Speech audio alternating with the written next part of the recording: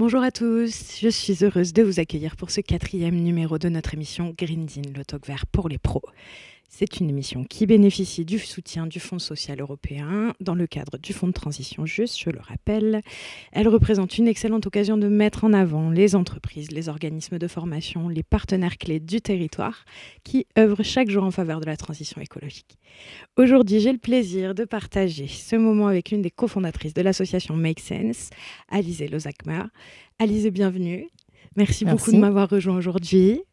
Alors, ce que je te propose, c'est qu'on commence directement, hein. Est-ce que tu veux bien nous parler de ta structure Make Sense, parce qu'il y en a plein qui ne connaissent pas, et puis voilà, l'histoire du collectif, les actions que vous menez. Oui, avec plaisir et merci déjà de me recevoir dans cette émission. Donc moi, je m'appelle Alizé Lozakmer et il y a une quinzaine d'années maintenant, on a cofondé avec quelques autres étudiants à l'époque que nous étions l'association Make Sense. À la base, c'est parti un peu d'une conviction qu'on avait qui était que les entreprises et l'économie pouvaient être des vecteurs pour contribuer à la transition écologique, à la solidarité, à la justice sociale. On était beaucoup d'entre nous à étudier le commerce, l'entreprise, le marketing, la communication. On n'était pas forcément en accord toujours avec ce qu'on nous apprenait parce que voilà, on avait envie de mettre notre travail au service de cet intérêt général, de l'écologie, de la société. Et donc, on a monté Make Sense d'abord comme un collectif de jeunes. On se réunissait le soir et le week-end et on identifiait des projets autour de nous. Ça pouvait être des associations, c'était aussi beaucoup des entrepreneurs, mais qui tous mettaient le sens et une cause au cœur de leur projet. Donc, c'était des entreprises sociales, par exemple, qui employer des personnes en insertion pour faire du recyclage, par exemple. C'était des projets écologiques, des projets de solidarité. Et puis, on se réunissait le soir et le week-end et on les aidait à développer leurs projets. Donc, on faisait des ateliers de créativité. Voilà, on les coachait. Et puis, de ce mouvement très citoyen bénévole, on en a développé aujourd'hui une organisation. Donc, on est à peu près 80 salariés. On a plusieurs activités, mais principalement, on a tout un volet sur l'entrepreneuriat.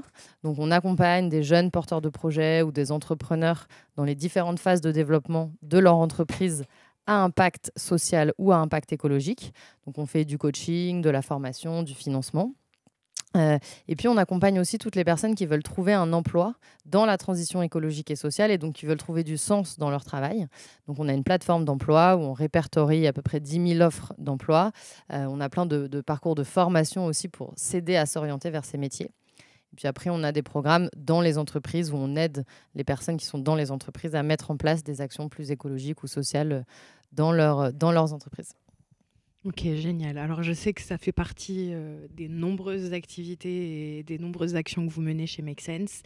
On vous mettra évidemment dans le chat le lien vers leur site, vers les réseaux, comme ça vous pouvez aller regarder ça plus en détail. Et notamment, puisque notre public est un public de demandeurs d'emploi, ils seront ravis de savoir qu'il y a une plateforme supplémentaire pour aller chercher du travail dans la transition écologique. Je te remercie. Est-ce que tu veux bien me parler de ton parcours professionnel à toi, s'il te plaît? Oui.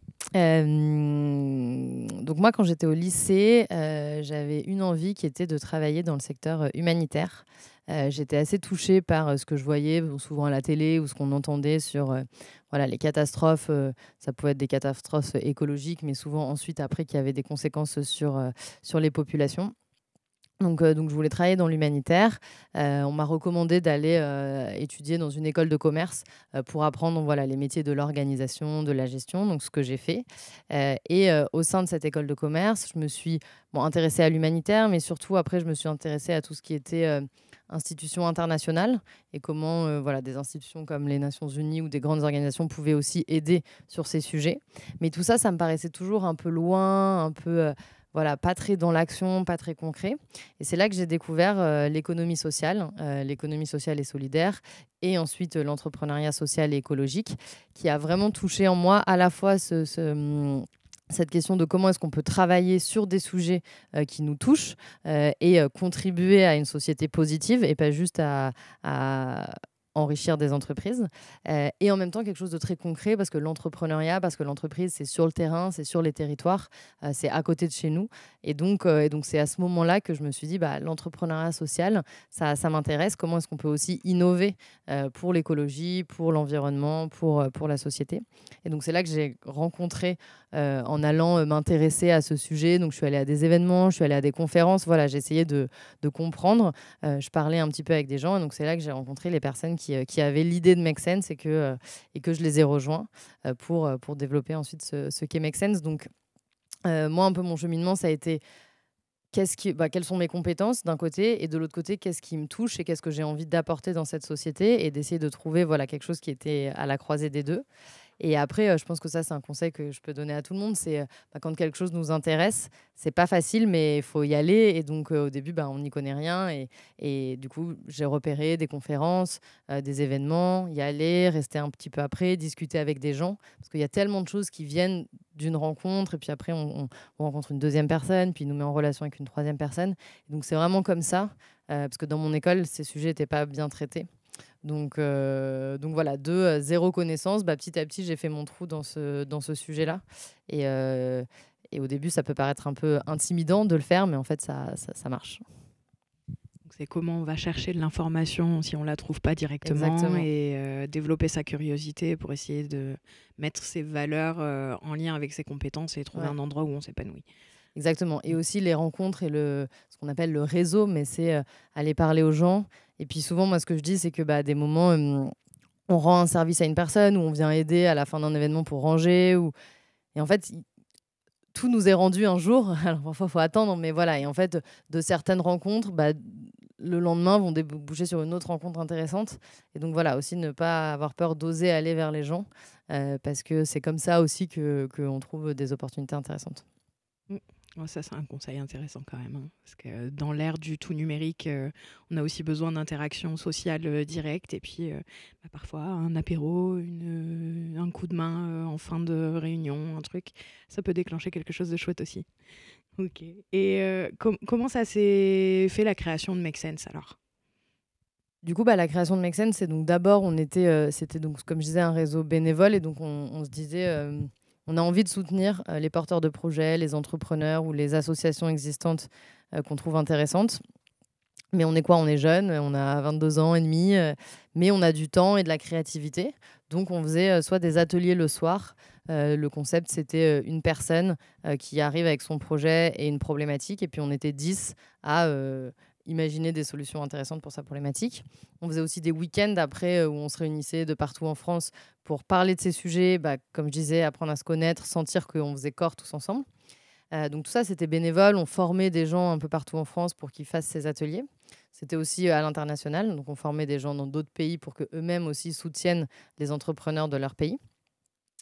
Et puis en fait, au bout d'un moment, on s'est dit, c'est génial, mais peut-être qu'on peut aussi nous-mêmes être des entrepreneurs et transformer ce qu'on fait pour développer d'autres activités qui peuvent être des activités qui aussi ont un modèle économique.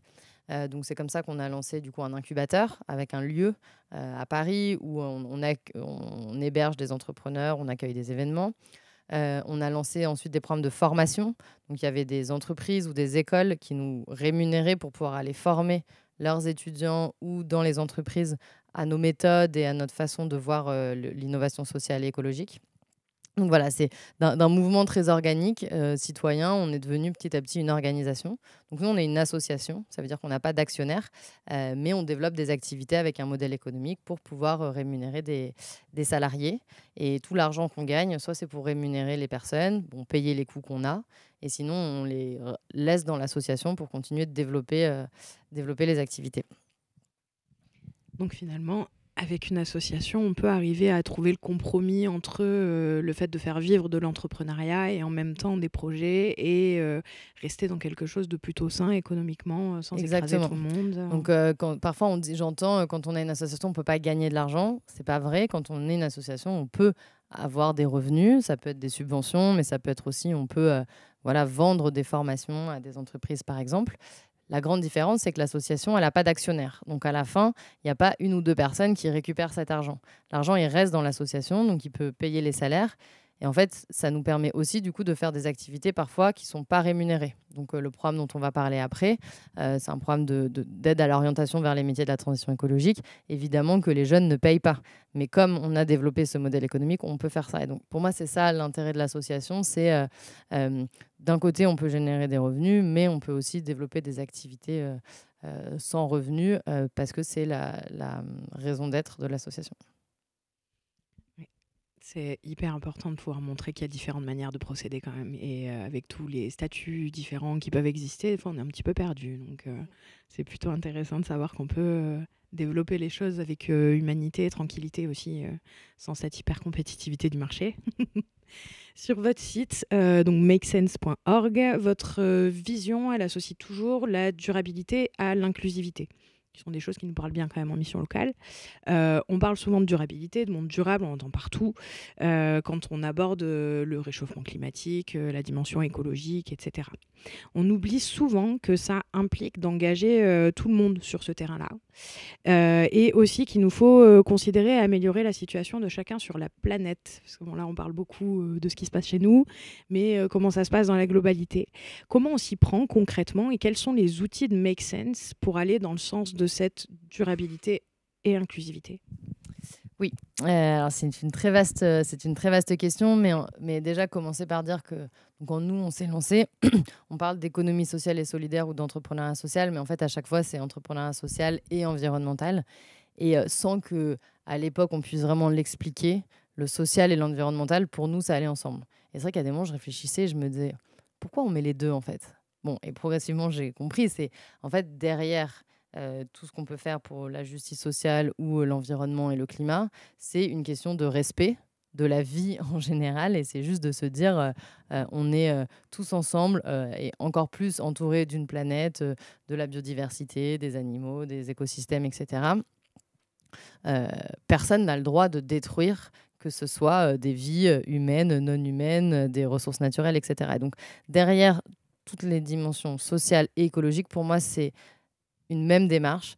On respecte la vie, on respecte les ressources qui nous entourent. On est tous égaux. On est tous égaux et surtout aussi en finir avec une forme de domination et des logiques de domination un peu à tous les niveaux. Donc ça, c'est un peu la vision philosophique où pour moi, on ne peut pas détacher les deux. Ensuite, je pense qu'il faut aussi dire qu'on n'est pas tous égaux, malheureusement, face aux conséquences des problématiques climatiques ou des problématiques environnementales. On sait par exemple que les personnes qui sont issues de milieux populaires sont beaucoup plus touchées par certaines des conséquences. Ça peut être par exemple les maladies. Quand on vit dans un quartier populaire qui est proche d'une autoroute ou proche d'industries polluantes, en fait, on a un risque d'avoir des cancers ou des maladies qui sont bien plus importantes que quand on vit dans des quartiers privilégiés, par exemple. Quand on n'a pas forcément les moyens d'acheter de la nourriture bio, on a plus de chances aussi du coup d'être malade du fait des pesticides qu'il y a dans d'autres produits. Il y a 1000 exemples comme ça. Et du coup, je trouve ça vraiment important de se dire les personnes issues de milieux populaires sont aux premières lignes de ces problématiques climatiques et environnementales. Et donc, il est important d'entendre leur voix et de leur permettre de se mobiliser aussi pour améliorer leurs conditions de vie au global. Et puis aussi, de l'autre côté, y a des solutions qui sont écologiques et qui pourraient nous paraître faciles, mais qui, pareil, ne vont pas impacter de la même façon les gens. Si par exemple on dit on arrête la voiture, toutes les personnes qui vivent dans des zones rurales, elles vont être beaucoup plus touchées que les personnes qui vivent dans des zones urbaines, par exemple.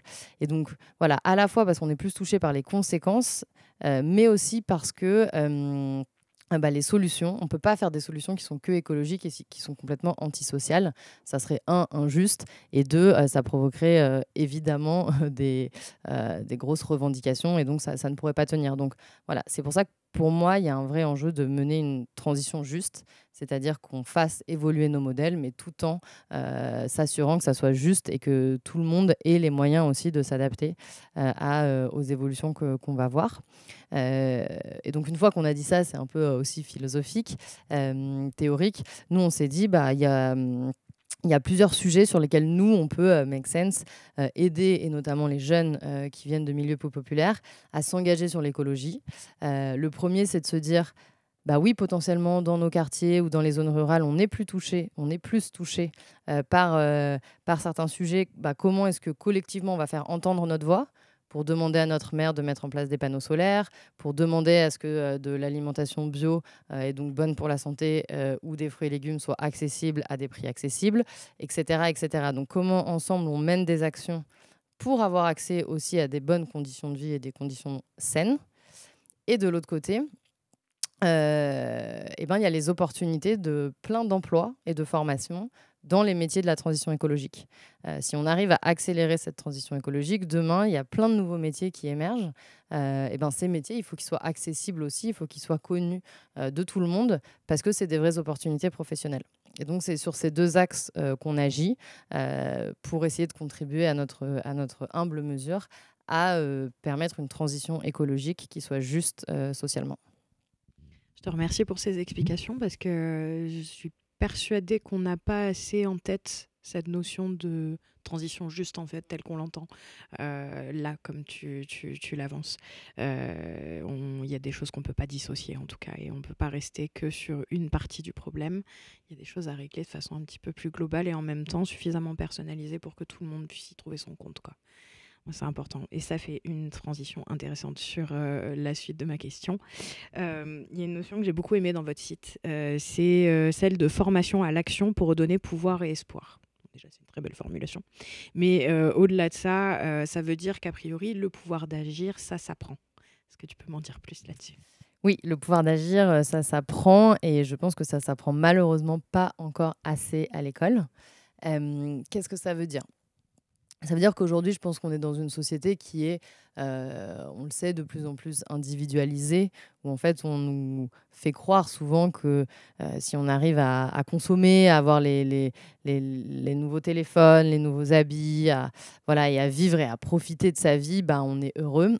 Et du coup, ça a eu tendance peut-être un peu à casser des liens collectifs ou des capacités à vraiment être ensemble. Et chacun se replie de plus en plus sur son groupe, sur sa famille, etc. Ce qui tend aussi finalement à nous éloigner de la politique ou en tout cas de l'action collective. Alors il y a plein de choses qui se passent dans plein de communautés, donc c'est voilà, un peu raccourci ce que je dis, mais du coup, ce pouvoir d'agir collectivement dans sa communauté, dans son école, dans son quartier, dans sa ville, ça s'apprend. Mais surtout aussi, il faut que ça se désire. Et donc, nous, en fait, chez Make Sense, ce qu'on fait, c'est on dit souvent, bah, y a un peu un escalier de l'engagement. Et d'abord, il faut prendre conscience que, quelles sont les problématiques qui nous touchent. On est un peu habitué à voir plein de problèmes autour de nous, mais un peu de s'en détacher parce que c'est difficile. Mais peut-être que les personnes à la rue, c'est la problématique qui nous touche. Peut-être que les déchets autour de chez nous, c'est la problématique qui nous touche. Peut-être que d'avoir une alimentation saine, c'est ce qui nous touche. Donc voilà, réfléchir à dans ce qui vous entoure, qu'est-ce qui vous motive ou même vous révolte pour agir. Et puis ensuite se dire, je peux y faire quelque chose. Et l'idée dans le pouvoir d'agir que nous, on développe, c'est je ne vais pas tout seul être un héros et sauver la situation. C'est beaucoup trop dur. Par contre, si on se met ensemble, peut-être qu'on peut faire des choses intéressantes.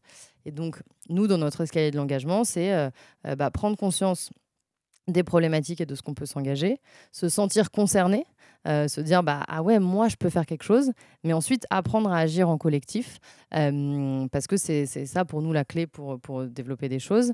Et derrière le collectif, on peut participer. Ensuite, peut-être qu'on peut se dire, moi aussi, je vais mobiliser d'autres gens. Et ce qu'on trouve aussi intéressant, c'est de se dire que ne serait-ce qu'en parler, c'est presque déjà une action.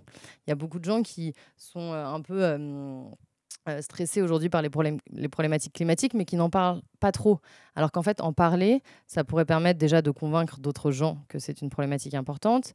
Ça peut permettre de se sentir moins seul parce qu'on va trouver d'autres gens qui s'y intéressent. Et en parler, c'est le début de « qu'est-ce qu'on peut faire ensemble ?» Donc voilà, donc nous, on crée des formations. Enfin, on crée des contenus à la fois pour sensibiliser d'une façon qui soit aussi enthousiasmante pour que chacun se dise « Ah ouais, je peux faire quelque chose ». Et puis ensuite, on crée des formations pour créer des actions qu'on peut faire ensemble en collectif.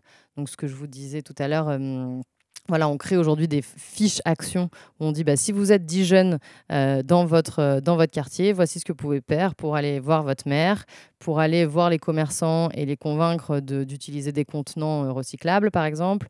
Voici ce que vous pouvez faire pour développer des actions de sensibilisation à l'alimentation saine.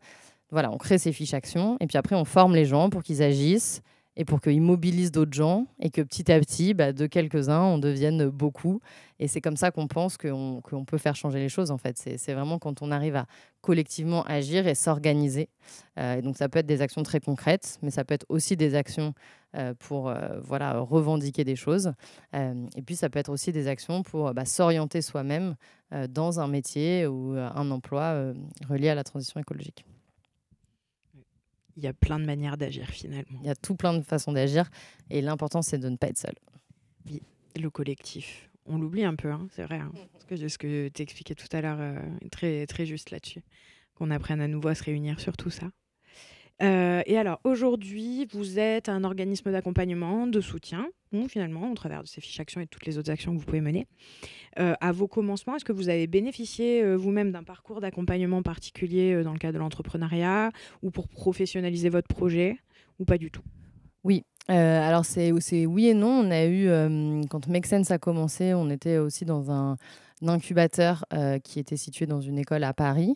Donc on avait des locaux, donc c'était un sous-sol sans lumière du soleil. Mais bon, déjà d'avoir un endroit où se retrouver, c'est hyper important.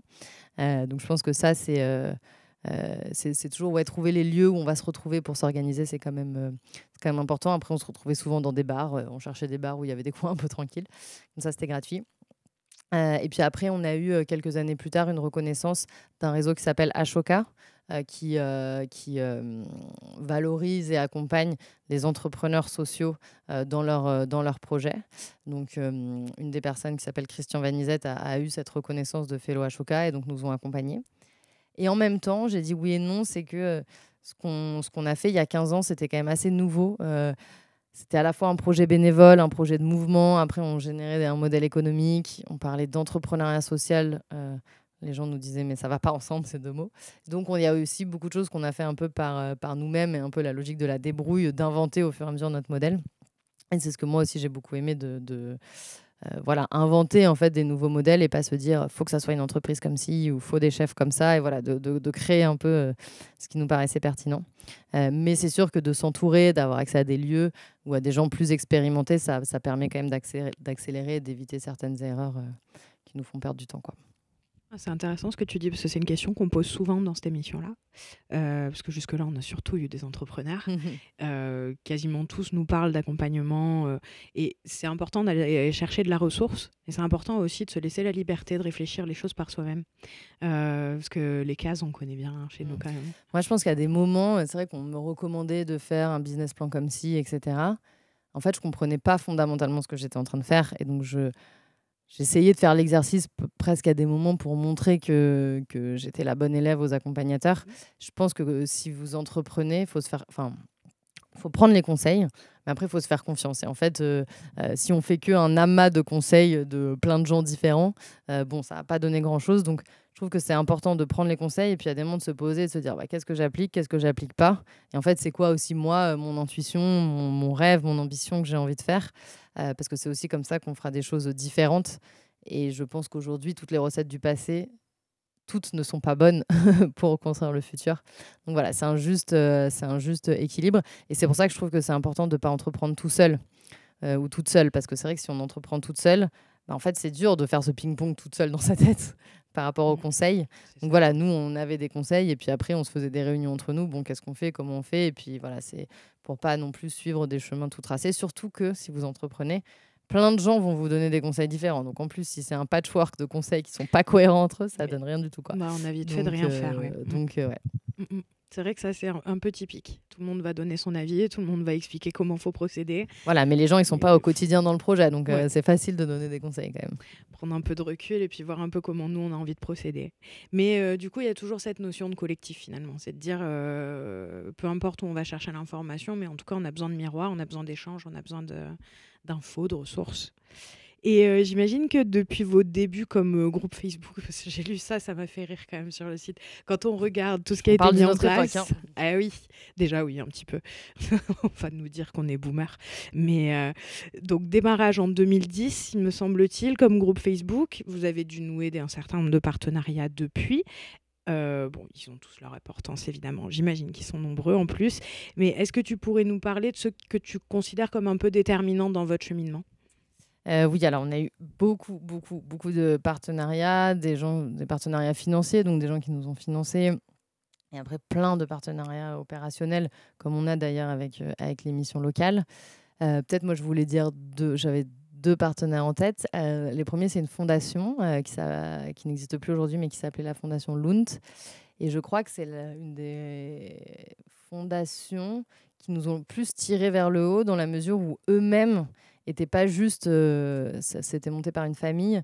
Ils n'avaient pas juste de l'argent à distribuer, mais eux-mêmes réfléchissaient beaucoup sur les sujets. Et donc, il y avait un peu deux choses qui étaient que chaque fois qu'on discutait avec eux, c'était hyper inspirant pour nous. Donc, c'était pas donneur de leçons, mais très inspirant. Et après, c'est une fondation qui nous a toujours dit, on vous fait confiance sur comment vous dépensez l'argent. Et ça, je trouve que c'est intéressant par rapport à d'autres financeurs qui demandent des indicateurs hyper détaillés sur 3 ans. Puis 3 ans après, en fait, peut-être le projet, il a changé, mais tu dois encore rendre compte de ces mêmes indicateurs. Donc, nous, ça nous est arrivé de continuer des projets dans lesquels on ne croyait plus, juste parce qu'il y avait le financement. C'est franchement pas très intéressant. Et donc, ces financeurs, ils demandaient qu'on les tienne au courant, qu'on leur raconte, mais ils nous aient vraiment confiance. Et je trouve que c'est un modèle qui se développe de plus en plus. On appelle la philanthropie basée sur la confiance. Et c'est des plans d'action sur 3 ans ou sur 5 ans. En vrai, ça n'existe plus trop. Donc, il faut aller voir des porteurs de projets, comprendre leur vision, comment ils se structurent, mais après, accepter que ça puisse évoluer. Donc, la Fondation Lund, ils ont été très bons pour ça. Et ensuite, un autre partenaire qui est l'ADEME, avec lequel justement on a monté il y a 3 ans ce programme Transition Juste.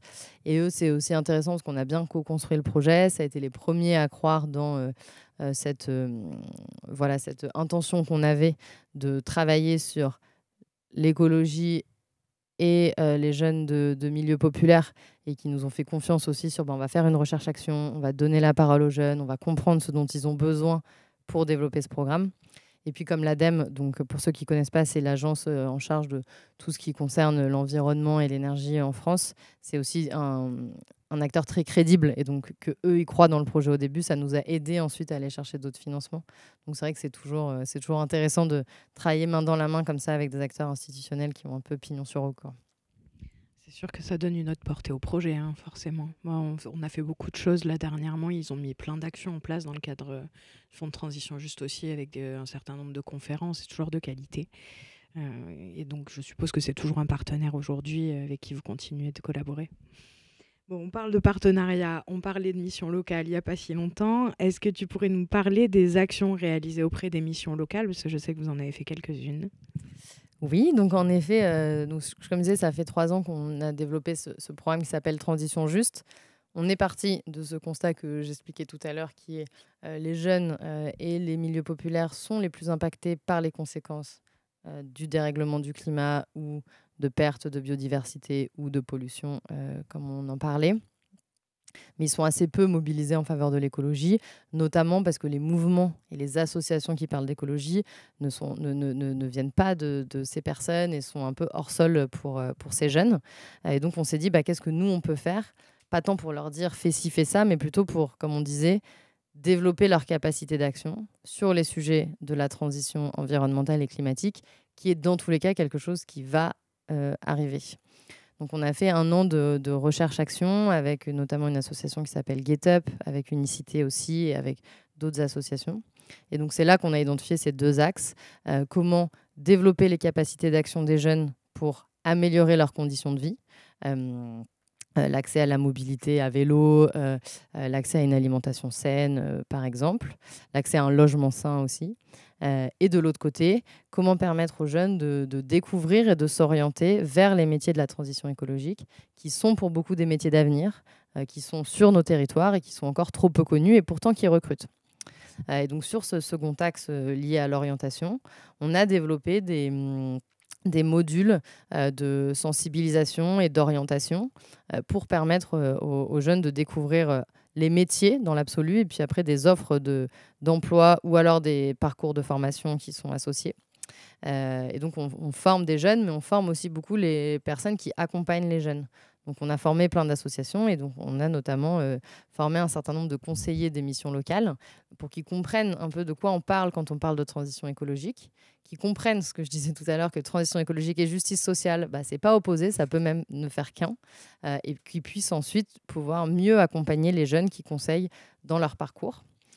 Donc, on a fait ces programmes. Et là, on est en train de développer cette partie plus en ligne avec cette plateforme d'emploi dont je parlais, pour qu'ensuite, une fois que notre conseiller nous a dit oui, la transition écologique, c'est intéressant, voilà, qu'on puisse accéder très concrètement à des formations ou des emplois proches de chez soi. Donc ça, c'est en cours de développement. Il y a déjà pas mal d'offres, mais on espère que demain, il y en aura bien plus. Super, c'est important de le mettre en avant parce que vous faites partie des partenaires que l'on a mobilisés sur ce projet Fonds de transition, juste que ce soit au niveau de l'association régionale, les missions locales Sud-PACA ou les missions locales qui sont engagées avec nous. Elles sont au nombre de 8 sur les Bouches-du-Rhône et les retours qui avaient été faits sur les outils que vous avez proposés étaient très positifs. C'est un peu toujours le questionnement qu'on a sur un métier comme celui conseiller en insertion. C'est que non, on ne connaît pas tous les métiers. On aimerait bien, hein mais non, on ne connaît pas tout. On a besoin en plus, de se ça former. Change tout le temps. Oui, voilà, c'est ça n'aide pas ça non plus. Mais c'est vrai qu'il y a un peu ce truc de se mettre en lien avec ce qui existe en permanence. Et parmi les outils que l'on a sollicités, il y a les vôtres et les méthodologies de formation et d'accompagnement que vous avez proposées qui étaient aussi très qualitatives. Donc merci beaucoup pour ça. Selon toi, quelles sont les clés d'une transition, sacrée question encore, hein.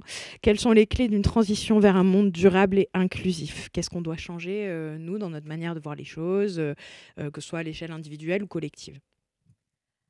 Alors, j'ai 8 minutes pour répondre à cette question. Non, je n'ai pas du tout la prétention de répondre à quelles sont les clés d'une transition vers un monde durable et inclusif, mais peut-être vous partager un peu, moi, mes apprentissages de ces 15 dernières années.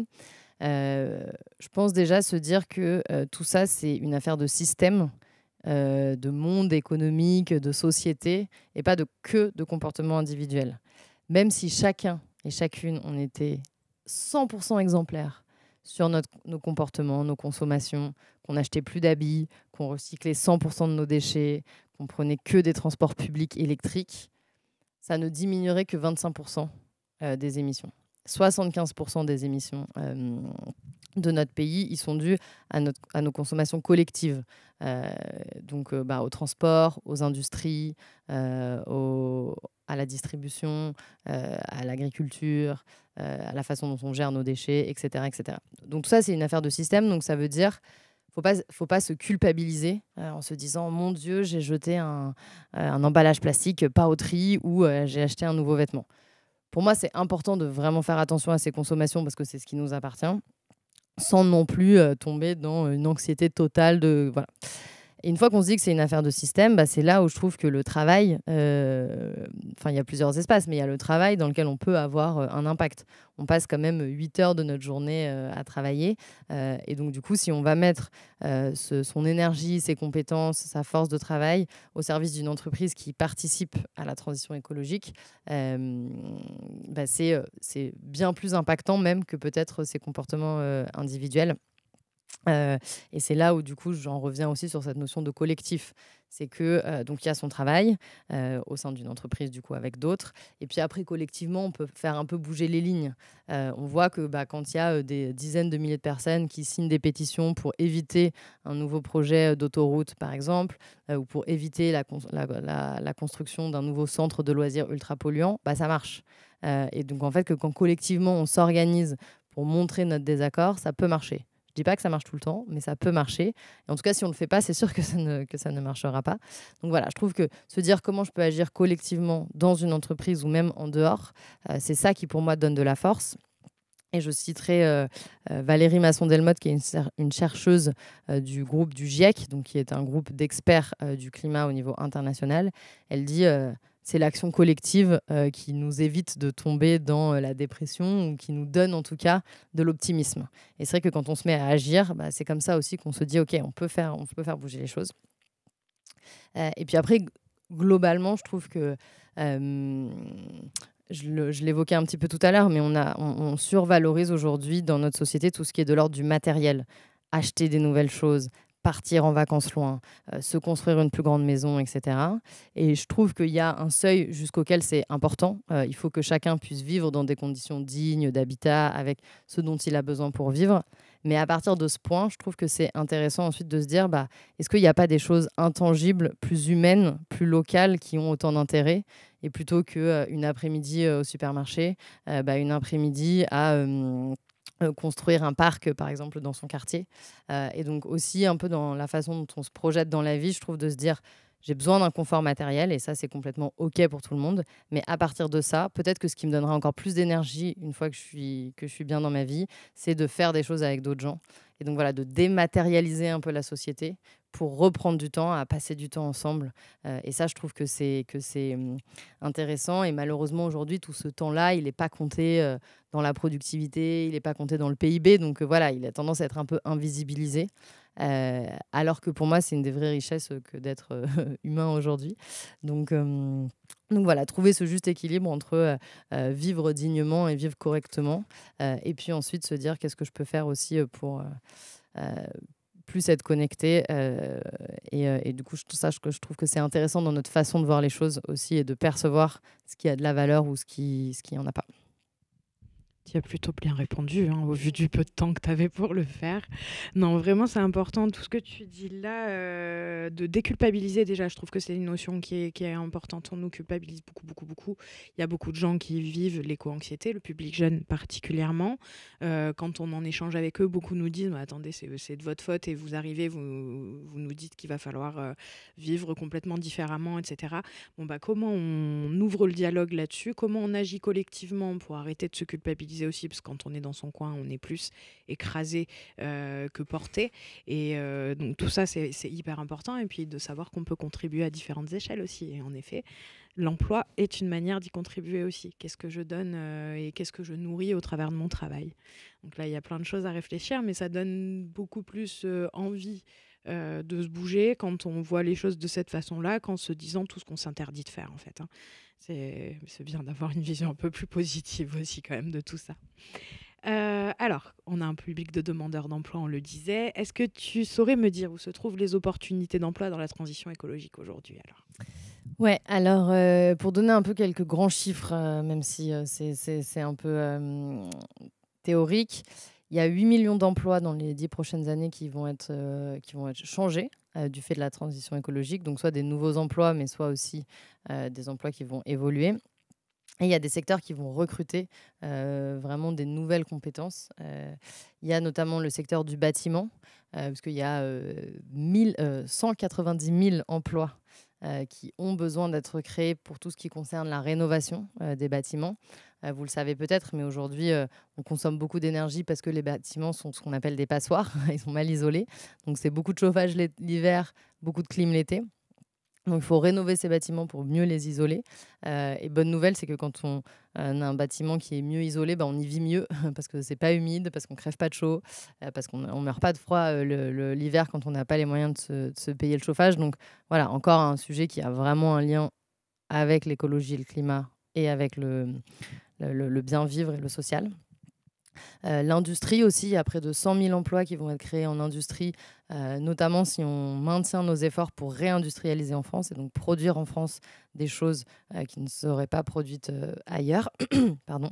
Et il y a 90 000 emplois qu'on attend aussi dans la transition des énergies vers des énergies renouvelables. Donc, développer des éoliennes, des panneaux solaires, panneaux photovoltaïques, développer des pompes à chaleur. Et ça, en fait, il y a plein de métiers. Il y a les ingénieurs qui conçoivent ces nouveaux dispositifs. Il y a les personnes qui les installent. Il y a les personnes qui font la maintenance. Il y a les personnes qui font la réparation. Il y a les personnes qui les commercialisent. Enfin voilà, du coup, à chaque fois qu'il y a des innovations écologiques, derrière, il y a plein, plein, plein de métiers qui se développent.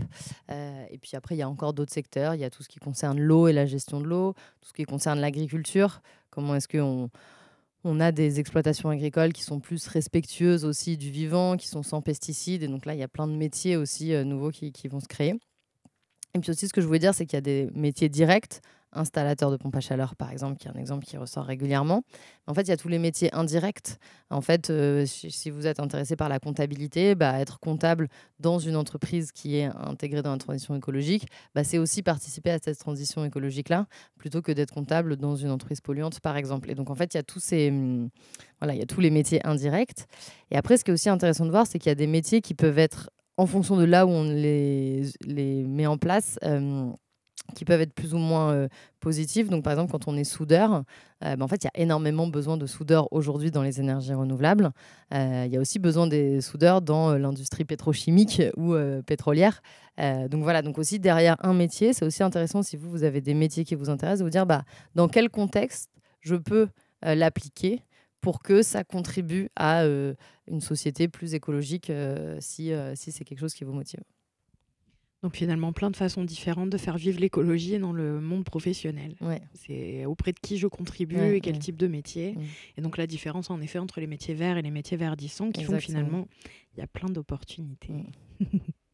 Est-ce que tu as des outils alors à conseiller au public jeune et à nos conseillers en insertion aussi, ils seront très intéressés, pour mieux connaître les métiers de la transition écologique, les parcours de formation qui peuvent aller avec aussi?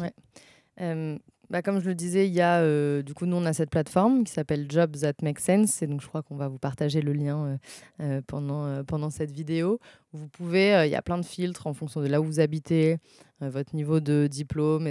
Il y a des formations, il y a aussi des emplois. Donc là, il y a déjà plein d'inspirations et d'offres directes d'emploi que vous pouvez aller chercher. Et puis pendant le mois de juin là, 2025, ça tombe bien parce qu'on est en plein dans un mois où nous on fait une grosse campagne pour promouvoir justement plein d'articles, de contenus d'inspiration et de formation aussi pour mieux comprendre ces métiers. Donc, il y a un site en ligne aussi que je pourrais vous partager où on réunit un peu tous nos partenaires et plein d'inspirations sur ces métiers. Et après, au-delà de ça, ce que je disais tout à l'heure, c'est aussi soyez curieux. Il y a forcément autour de chez vous une association, un jardin partagé, une maison des associations qui parle d'écologie. Et peut-être là, je me permets de dire que écologie derrière, parce que parfois le terme écologie, on se dit ah ouais non mais ça c'est pas pour moi l'écologie. En fait, écologie, ça veut dire quoi? Ça veut dire juste prendre soin de notre milieu naturel, ne pas polluer l'air, ne pas polluer l'eau, éviter de dégager trop de CO2 qui fait qu'ensuite l'atmosphère se réchauffe et qu'on peut plus vivre convenablement en France. Ça veut dire produire des légumes sains, ça veut dire en effet ne pas avoir froid ou trop chaud dans son bâtiment. Donc voilà, derrière l'écologie, en fait, c'est améliorer nos conditions de vie pour éviter toutes les nuisances reliées à la pollution, à la perte des ressources naturelles. Donc s'il y a une des portes d'entrée qui vous intéresse, renseignez-vous, allez dans les associations à côté de chez vous, parce que c'est aussi par ces rencontres-là que ensuite vous allez pouvoir découvrir des nouveaux métiers et surtout rencontrer des gens qui agissent et qui pourront vous donner aussi eux-mêmes telle personne elle recrute, bon elle n'a pas posté encore son offre mais va la voir, voilà, en fait vous avez des pistes. Donc voilà, n'hésitez pas à sortir aussi un peu des internets pour aller à la rencontre des gens. Et en effet, le réseau est primordial, on le dit, la différence entre le marché ouvert et le marché caché avec en fait, finalement, les offres d'emploi qui sont publiées sur Internet un peu en dernier recours, on a fait marcher son réseau avant, on a fait marcher les candidatures spontanées. Donc, en effet, pensez à aller à la rencontre des autres pour pouvoir découvrir un peu les opportunités d'emploi, c'est important. Et le mois qu'on organise, vas-y. Ça s'appelle Joint Debout. Donc, si vous allez taper le hashtag Joint Debout sur Instagram, je ne sais pas si vous trouverez les infos et puis on va vous mettre le lien aussi parce que du coup, il y a des événements qui se passent en ce moment. Voilà, c'est un mois qui est costaud chez Make Sense ce mois-ci. Et alors, tu le disais, donc travailler dans la transition écologique, en fait, c'est super vaste, c'est super large. Selon pour qui on travaille, on va pouvoir contribuer à cette transition écologique. Ça veut dire qu'il y a des métiers assez classiques qui vont correspondre aussi à une dimension écologique dans le cadre professionnel. Chez Make Sense, quel métier vous avez de quelles expertises vous avez besoin dans vos activités quotidiennes d'association en faveur de l'ATE? Ouais, donc ça, c'est ce qui est intéressant, c'est que donc, nous, Make Sense, on n'a pas des activités directes de tous les secteurs dont j'ai parlé, mais nous, notre métier, c'est de sensibiliser, de former et d'accompagner.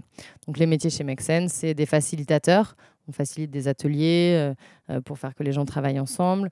On a beaucoup de gens qui font de la formation ou de la pédagogie. On a des gens qui animent des communautés, donc qui animent des groupes, notamment dans des territoires pour monter des projets ensemble. On a des coachs qui vont coacher des entrepreneurs, qui vont coacher des porteurs de projets. Donc c'est beaucoup. Et puis on a aussi des gens qui financent des projets, donc qui savent un peu plus étudier les projets pour les financer. Mais du coup, nous, c'est beaucoup des métiers humains. Et parce que parce que la transition écologique, agir pour le climat, pour la nature, c'est aussi une aventure humaine. Et donc, du coup, on a décidé, nous, de se dire comment est-ce qu'on accompagne les femmes et les hommes qui veulent agir et prendre soin d'eux et les aider à développer leurs projets. Donc, il y a aussi plein de métiers comme ça de sensibilisation, de formation, de facilitation qui sont de plus en plus importants pour la transition écologique. Donc, si c'est des choses aussi qui vous intéressent, ça existe de plus en plus. C'est bon à savoir, hein, parce que c'est des métiers qui intéressent beaucoup, mais en effet, selon où on le pratique, ce ne sera pas du tout sur les mêmes choses, sur les mêmes sujets, et on peut essayer d'amener ça aussi dans le cadre de la transition écologique. Et si nos jeunes ou nos membres du personnel de mission locale souhaitent s'investir en faveur de la transition écologique, qu'est-ce qu'ils peuvent faire ? Et ben, en tout cas, donc, on a déjà évoqué la plateforme, d'aller voir les associations. Je vous invite toutes et tous, si vous êtes proches, à venir. Donc, il y a un événement à Marseille, il y a un événement à Lyon, un événement à Paris, donc peut-être plus en ce qui nous concerne pour Marseille, ce samedi, le 14 juin. Donc, un événement qui fait partie de ce mois Juin debout. Ce qu'on va faire ensemble, c'est le matin, plein d'actions dans la ville pour contribuer à la lutte contre le réchauffement climatique ou à la préservation des ressources. Donc, il va y avoir des collectes de déchets, il va y avoir des actions de sensibilisation, il va y avoir des choses avec des potagers urbains, etc. Et pendant cette matinée, ceux qui veulent pourront filmer tout ce beau monde. Et l'après-midi, on formalise des vidéos pour le soir faire un petit concours de vlog. Donc voilà, parce que ce que je disais, c'est important d'agir et c'est aussi important d'en parler autour de soi pour inspirer d'autres personnes. Donc voilà, si vous pouvez venir le 14 juin, on vous attend nombreux et nombreuses. Et puis après, du coup, sur le site que je mentionnais, il y a plein d'idées d'actions que vous pouvez mener.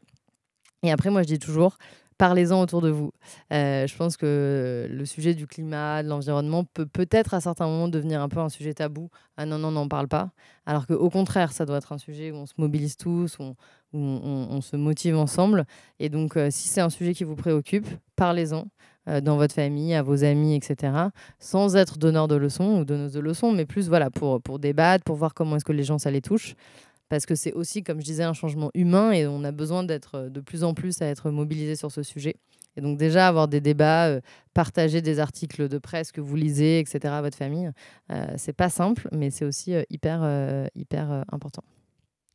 Partager, échanger et puis rejoindre les actions collectives déjà en place. Exactement. Est-ce qu'il y a d'autres actualités dont tu souhaitais nous parler ou est-ce qu'on est tout OK ? Je pense que Juin debout, c'est la principale actualité. Après, je crois qu'on va faire le bilan en juin, se reposer un peu et puis revenir en septembre avec plein d'autres actualités et notamment le développement et l'enrichissement de la plateforme d'emploi et de formation. Donc, allez-y aujourd'hui, mais allez-y aussi dans 2 mois, dans 3 mois, si jamais vous cherchez encore un emploi. Il va y avoir plein de belles choses dessus. Merci beaucoup. Merci. Bon, je vous engage à regarder sur le chat les différents liens pour pouvoir solliciter les outils, aller regarder la suite des aventures de Make Sense et puis nous rejoindre le 14, parce que samedi 14, l'ARML sera là aussi sur Marseille. Merci beaucoup pour cet échange qui était vraiment passionnant. Merci, c'était génial d'être avec vous. Trop chouette. À bientôt. Et est-ce que tu avais une dernière chose que tu avais envie de dire ou est-ce que c'est tout bon pour toi ? Tout va bien ? Non, je crois qu'on a déjà dit plein de choses. Donc, et puis, vous pouvez vous dire, vous, quelles sont les 2 ou 3 choses que vous avez envie de retenir de cet échange parmi tout ce qu'on a discuté. Avec plaisir. Merci beaucoup. Merci à toutes tes belles équipes aussi et à toute la mobilisation que vous avez avec Make Sense depuis des années. C'est quand même assez impressionnant tout ce que vous avez mis en place et on est ravis de pouvoir aussi mettre en lumière nos partenaires. Et du coup, à nos viewers, je vous dis merci beaucoup aussi de nous avoir rejoints aujourd'hui. Merci aussi à ceux qui regardent en replay, j'imagine qu'il y en aura. Nous vous mettons donc les liens des sites et réseaux sociaux de Make Sense et de la plateforme Job That Make Sense dans le chat. Vous pourrez suivre la suite de leurs aventures sur Internet, mais venez en vrai, il paraît que c'est quand même vachement mieux. À très bientôt pour un nouvel épisode de Green Jean, le talk vert pour les pros.